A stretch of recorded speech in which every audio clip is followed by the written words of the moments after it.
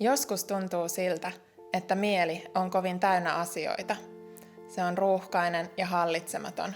Ajatus ikään kuin hyppii sinne tänne, ja tällöin voi olla todella vaikea keskittyä siihen, mikä on oikeastaan olennaisinta juuri nyt.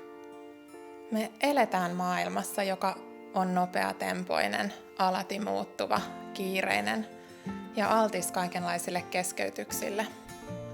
Sellainen hallitsemattomuuden tunne saattaa turhauttaa, aiheuttaa stressiä, ahdistusta ja lopulta meidän keho ja mieli voi jopa sairastua.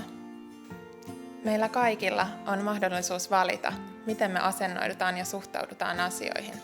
Ja tämähän kuulostaa todella simppeliltä hommalta, mutta me jokainen itse tiedetään, kuinka vaikeaa se saattaa olla. Menetelmät, joilla mielen taitoja voidaan harjoittaa, ovatkin yksinkertaisia. Ja mikä parasta, tämä kaikki on jo meissä.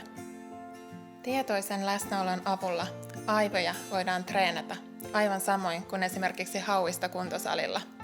Me voidaan vahvistaa tiettyjä hermosolujen välisiä yhteyksiä ja ikään kuin ohjelmoida itsemme uudelleen. Tietoisuustaitojen harjoittaminen lisää ajattelun selkeyttä ja mielen tyyneyttä. Me opitaan tunnistamaan tunnetilojamme ja sitä kautta valitsemaan itsereagointitapamme. Me voidaan vuorovaikuttaa paremmin, aidosti kohdata ja johtaa itseämme.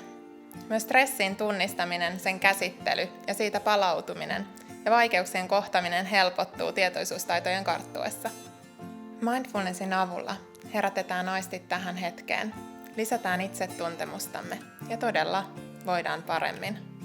Ollaan onnellisempia ja tunnistetaan nämäkin hetket.